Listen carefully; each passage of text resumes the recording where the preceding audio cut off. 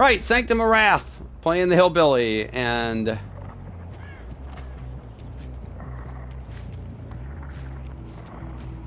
yep, that is exactly what's going on.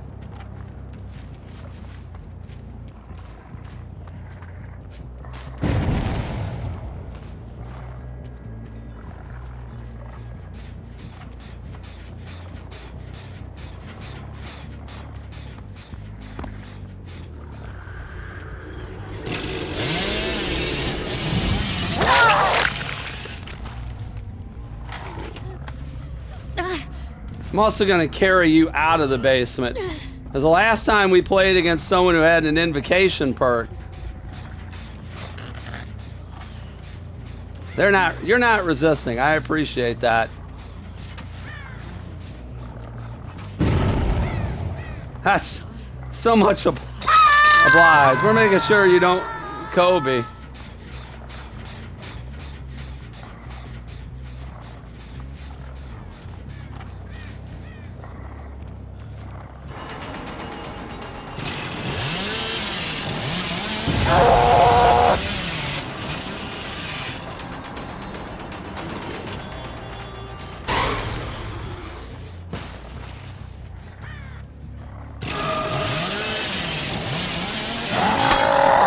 That's a good spin by the Ash.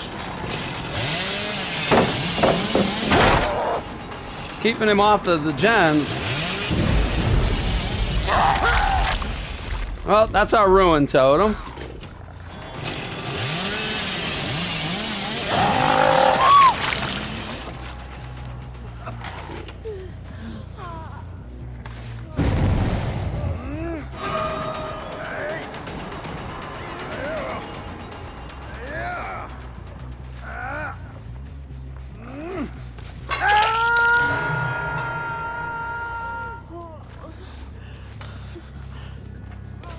I'm sure we have another hook over here we can put you on, Jane.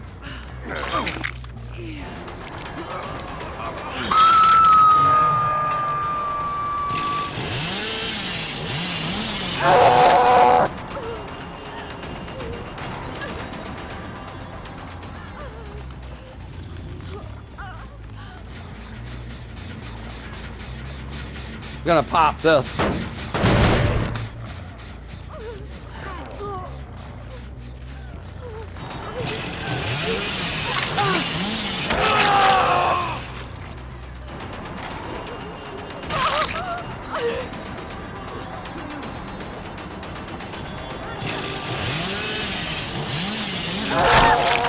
All right, well.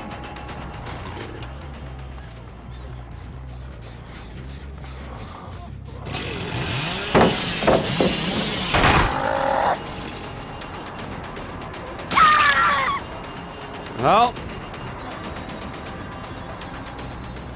We're gonna let Jane go. Because the No Mither person can pick themselves up anyway.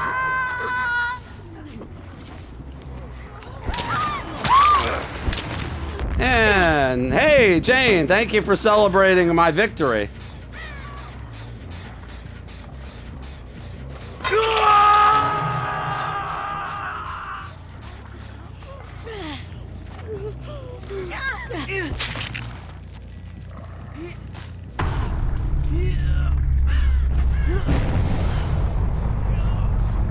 Well, there's a Kobe.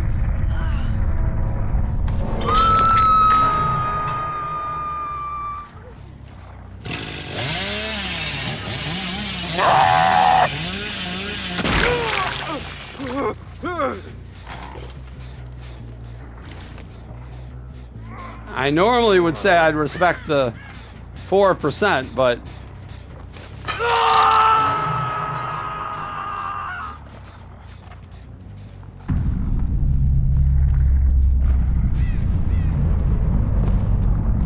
where's my last survivor at?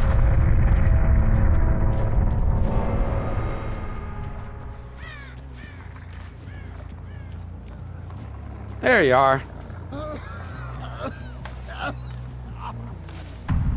Ash? Hey!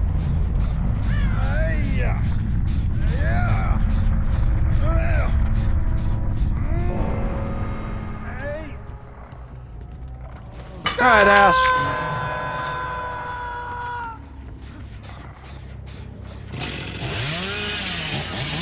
That's gonna be that.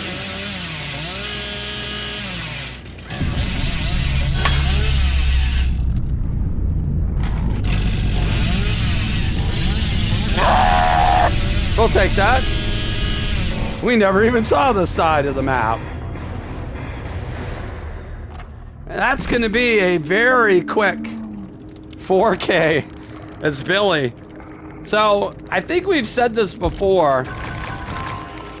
And whenever you play against survivors who bring a basement offering, the idea is that they're almost certainly running an invocation, because the only time that you bring a basement offering, usually you'll bring a map offering. It's something like Batum, where you don't want the basement to be in the main building because you're running some sort of boil over flip-flop Sabo build.